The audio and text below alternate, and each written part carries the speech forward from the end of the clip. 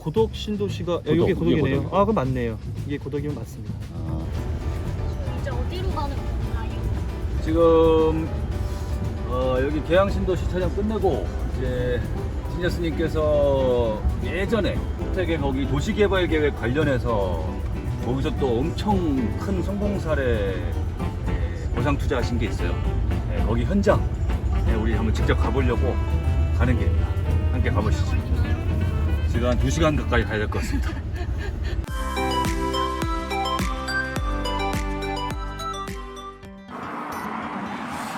자, 지니어스님. 네, 우리가 지금 차를 2시간을 달려서 평택에 왔습니다. 그죠? 네 맞습니다. 네, 여기 평택 석정공원 화성파크림 신축 공사라고 써 있어요. 네, 이 아파트 공사를 하기 위해서 크레인이 막 올라가고 있는 곳인데 여기에서도 이 토지 보상을 받으신 거죠? 네 맞습니다. 그쵸? 여기 임야가 압류재산 공매로 나왔었습니다. 2015년도에. 아하. 그래서 낙찰을 받아서 1억 5천 정도의 낙찰을 받았고요. 임야를. 예, 임야를 네, 네. 여기 지금 사업지구안에 들어간 임야를 네. 낙찰을 받아서 음. 2021년도에 여기 사업 시행자한테 네. 약 13억 원의 13억에? 예, 협의 계약 아니 체결을 잠깐만요. 2015년에 얼마에 사셨다고요? 1억 5천에 샀습니다. 1억 5천에 사서 네, 6년 만에 네, 6년 만에 6년 만에 13억에. 예, 13억의 사업 시행자한테 협의로 계약 체결해서 매도를 한 1억 5천에 사서 13억에 팔았답니다. 이 사람 나쁜 사람이네. 와, 지금 정말 너무 놀랄 정도의 수익인데 네, 지금까지 우리 지니어스님께 들었던 이제 사례들은 막 뭐 한 달 만에 2배, 1년 만에 2배 네. 이런 거 많이 들었었는데 그렇죠. 요거는 시간은 조금 걸렸네요. 네, 그런데 거의 뭐 10배 가까운 차익을 내신 것 같은데 네 맞습니다. 이런 차익을 낼 수 있었던 게 뭡니까? 이게 뭐 어떤 보상을 받은 거예요? 여기가 최초 그 평택시에서 1987년도에 도시계획 시설로 결정을 해놨던 토지였었습니다. 공원명이 석정공원으로 조성하겠다. 네. 결정을 1987년도 아주 오래됐죠. 네. 그때 결정을 해놓고 사업을 안 했던 겁니다. 못 했던 겁니다. 예산이 없다 보니까. 그러면은 그동안 여기를 개발하고 싶어도 못 했겠네요. 민간이. 그렇죠. 개인이. 그 당시에는 못 했죠.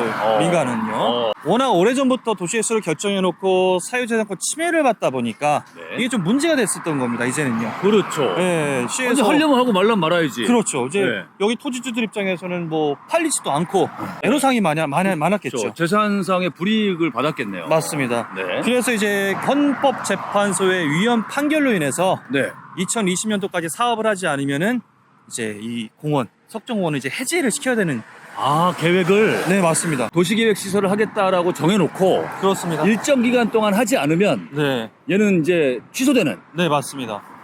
이게 개인의 재산권 행사를 위해서. 그렇죠. 또 이런 아. 지역이 또 워낙 전국적으로 많다 보니까 이게 지금 문제가 좀 됐었던 겁니다. 그래서 평택시에서는 그래도 민간 사업자와를 끌어들여서 아하. 네, 이렇게 아파트를 조성해서 30% 아. 면적에 조성을 해서 민간 사업자한테 수익성 사업을 하게 하고 아하. 나머지 70%는 니네 보상을 다 하지만 여기는 공원으로 만들어줘. 아하. 원래 우리 평택시에서 원했던 그 목적대로.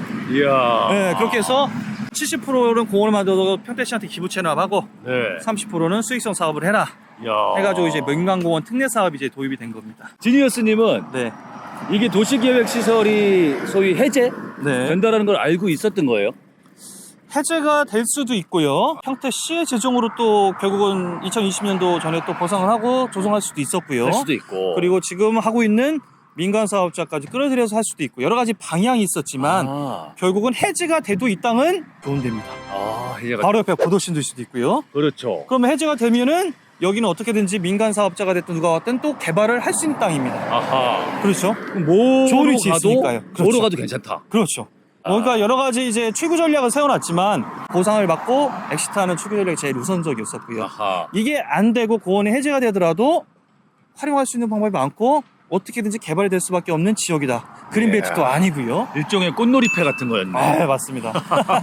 이런 걸 어떻게 고르시는 거야 도대체? 그럼 이런 도시계획 시설의 보상 투자는 포인트가 어떤 거예요? 도시계획시설을 결정해놓는 그 50여 가지 중에 네. 대표적인 거긴 하지만은 많은 지자체, 전국의 지자체들이 이런 아주 오래전부터 이런 도시 이슈로 결정을 해놓는 토지들이 되게 많습니다. 네. 근데 대부분이 다 사업을 못하고 있고 계속 시간만 가고 있는 겁니다. 아, 네. 네, 그래서 지주 입장에서는 상당히 좀 힘들죠. 네. 네, 그렇다 보니까 그거를 해결해 나가고 보상을 받든지 네. 해제가 되든지 네. 이렇게 해결해 나가는 그 과정이 되게 좀 중요하고요. 아, 뭐 해제가 되면 이제 개발할 수 있으니까. 그렇죠. 개발을 할 수 있고. 그러니까 뭐 여기서도 수익이 날 수 있고. 그렇죠. 해제가 되지 않으면 그러면 시행자에게 보상을 받으면 되는 거고. 네, 맞습니다. 오. 근데 이제 그거를 조금 이제 예측하고 접근한다라는 게 조금 이제 잘 분석을 해야 된다는 거죠. 여기 임야가 예. 공매로 나왔을 때 네. 이런 걸 딱 보면 네. 이게 딱 감이 옵니까? 이거. 예, 네. 그렇죠. 지금 이제 감이 뭐 아주 오래전부터 네. 감이 딱 오죠. 주변도 워낙 좀 좋아질 좀 가능성이 많았고요. 예. 그리고 이제 공매 감정 자체가 좀 많이 좀 싸게 됐다. 싸게 됐고. 예, 하지만 네. 이제 누차 제가 말씀드렸던 공매 감정, 경매 감정, 보상 감정은 네. 차이가 좀 나고 엄연히 네. 틀리다. 네. 예, 그런 걸 좀 봤을 때 수익적인 부분에서 네. 그 당시에는 이제 사업적인 부분은 조금 리스크가 좀 있었었죠. 네. 그래서 장기적으로 가지만 반대로 보상만 되면 또 해지가 됐을 때는 이 수익적인 부분은 되게 효과가 크다. 아하. 차익은 상당히 크다. 네. 이렇게 방향을 좀 정해놓고 좀 장기적인 투자로 좀 간 건데 아. 뭐 주였다라고 볼 수 있죠. 1억 5천에 사서 13억에 매도했다라는 거는 이건 정말 이제 근데 이렇게까지 큰 수익이 났었던 어떤 비결이라든지 원인이 있었습니까? 취득하고 났을 때가 15년도니까 네. 그 이후에 이제 부동산 가격도 상승을 아. 많이 했었고요. 특히 네. 평택이라는 지역은 아, 맞아요. 많은 호재가 또 있었고요. 맞아요. 워낙 공매 평가가 저감되어 있었지만 예. 공매 평가 나올 때 공매 낙찰 받은 이후 보상받을 때까지 또 시간 동안에 네. 또 집가 상승이 많이 좀 이루어졌다. 네. 지금 여기 낙찰 받으신 것처럼 네, 도시계획 시설로 하겠다고 하고 지금 지정해 놓은 것들이 많다고 하셨잖아요. 많죠, 전국적으로. 그러면 그 얘기는 곧 지금 우리가 토지 보상을 공부하고 네. 시작을 해도 네, 이런 도시계획 시설과 관련한 투자로 네. 우리도 수익을 얻을 수 있다라고 봐도 되는 거예요? 충분히 가능하고요. 다른 방식으로 하는 사업주도 많이 하지만 네. 도시계획 시설로 결정된 토지에 대한 투자를 저는 좀 중점적으로 지금도 하고 있습니다. 이야, 거의 주력 투자 중에 네, 하나다. 맞습니다. 갑자기 급 땡기는데요. 네. 그런 경우는 그냥 하늘이 정해주는 거 아닌가요? 진짜 한 번도 그거. 실패하지 없는 게 맞나요? 실패한 사례가 없습니다. 네, 없고 저는 실패가 있을 것 같고 리스크가 발생될 것 같다라고 하면은 네. 제가 또 다른 방법으로 만들죠. 수익적인 부분을요. 아. 네, 그렇게 해서 그 리스크를 안전하게 해지하고 야. 가기 때문에. 근데 한 가지 말씀드릴 게 이 토지부동 투자도 지금 많은 분들이 접근하셔서 지금 어떻게 보면 좀 블루오션이라고 해서 접근을 하시지만은 이 안에는 정말 실패 사례도 되게 많습니다.